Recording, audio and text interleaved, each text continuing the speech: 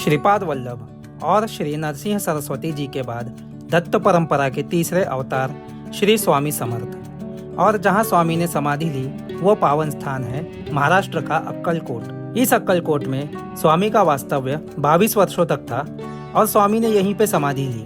आज इस वीडियो में मैं आप लोगों को अक्कलकोट दर्शन कराने वाला हूँ। यहाँ आप कैसे आ सकते हो, यहाँ रहने खाने की क्या व्यवस्था है और भी सारी जानकारी इस वीडियो के माध्यम से आप लोगों को देने वाला हूँ। तो चलिए करते हैं इस पावन तीर्थ यात्रा की शुरुआत श्री स्वामी समर्थ।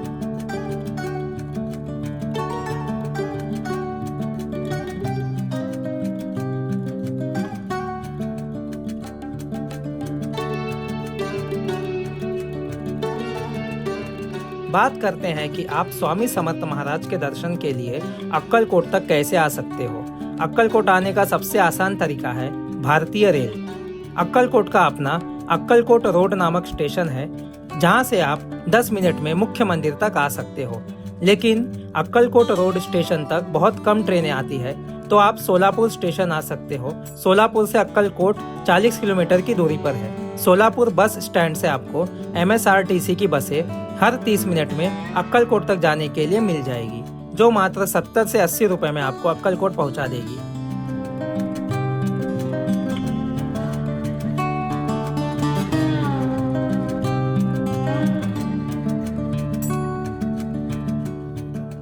यहाँ पे भक्तों की सुविधा के लिए टोटल 3 भक्त निवास बनाए हुए हैं। इनमें से 2 भक्त निवास, पहला है यात्री भक्त निवास स्थान और दूसरा यात्री भुवन भक्त निवास मंदिर के पास में ही है, और तीसरा भक्त निवास मंदिर से 10 मिनट की दूरी पर है। मैं फ्रेश हुआ था यात्री भक्त निवास में। यहाँ आपको जनरल हॉल और डॉर्मेट्री मिलेगी। यहाँ आप जनरल हॉल में 100 रुपए में रुक सकते हो। यहाँ मैंने स्नान आदि के 50 रुपए दिए थे। यहाँ के वॉशरूम से आप ज्यादा उम्मीद मत रखना, क्योंकि ये सारे शेयर वॉशरूम होते हैं। इसी बिल्डिंग के पास में आपको यात्री भुवन भक्त निवास मिलेगा, जिसमें आपको AC, नॉन AC रूम्स मिल जाएंगे। यहाँ पे आप फैमिली के साथ रुक सकते हो। तीसरा भक्त निवास जो कि मंदिर से 10 मिनट की दूरी पर है, यहाँ भी आपको AC, नॉन AC रूम्स मिल जाएंगे। ये वाला भक्त निवास बहुत बड़ा है, तो अगर आप ज़्यादा लोग एक साथ आते हो तो 600 से लेकर 2000 तक में आपको यहाँ अटैच रूम मिल जाएगा। सभी भक्त निवासों में किसी भी प्रकार की ऑनलाइन बुकिंग नहीं होती है, तो आपको यहाँ पर्सनली आकर ऑफलाइन बुकिंग करनी होगी। इसके अलावा मंदिर के पास भी आपको कुछ प्राइवेट होटल्स मिल जाएंगे जहाँ आप स्टे कर सकते हो। मैंने भक्त निवास में ही 50 रुपए देकर स्नान आदि किया था और इसके बाद मैं सीधा आ गया था वट वृक्ष मंदिर के दर्शन करने। यहाँ आपको 30 मिनट से 1 घंटा भी लग सकता है दर्शन में, जब यहाँ भीड़ भाड़ होती है तब। लेकिन मेरे दर्शन 15 मिनट में ही हो गए थे। यहाँ दर्शन करने के बाद वट वृक्ष मंदिर से 10 मिनट की दूरी पर है स्वामी का समाधि मंदिर। महाराज ने इसी जगह पर 1878 में महासमाधि ली थी। इस मंदिर के गर्भगृह के नीचे एक कमरा बना है जिसमें स्वामी का देह अभी भी मौजूद है। इस मंदिर के पीछे ही है स्वामी के परम भक्त चोड़प्पा महाराज का घर, जहां उनके वंशज आज भी रहते हैं। स्वामी समर्थ महाराज भी इसी घर में रहा करते थे। इस घर में आपको स्वामी द्वारा प्रकट किया गया कुआं, उनकी पादुका और कपड़े देखने को मिलते हैं।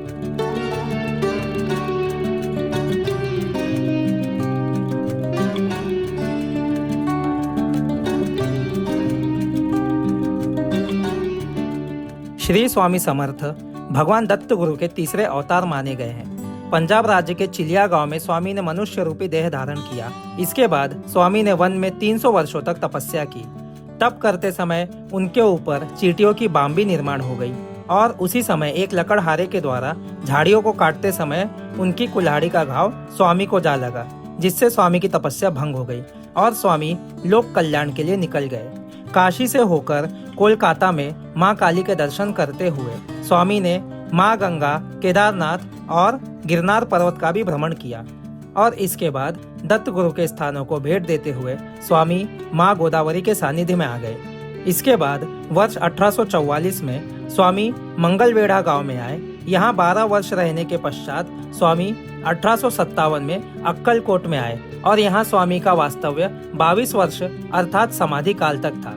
इस पावन वट वृक्ष के नीचे स्वामी बैठा करते थे। उन्होंने अपने अवतार की समाप्ति भी इसी वट वृक्ष के नीचे की।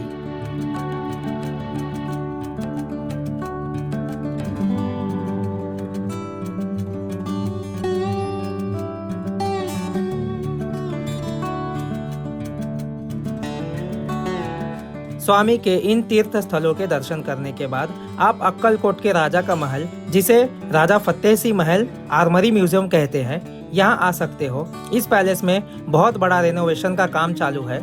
यहाँ फ्यूचर में स्वामी की एक बहुत बड़ी प्रतिमा लगने वाली है, तो आप इस म्यूजियम में भी घूम सकते हो। इसके बाद आप गुरु मंदिर यानी कि श्री बाळप्पा महाराज मठ में आ सकते हो।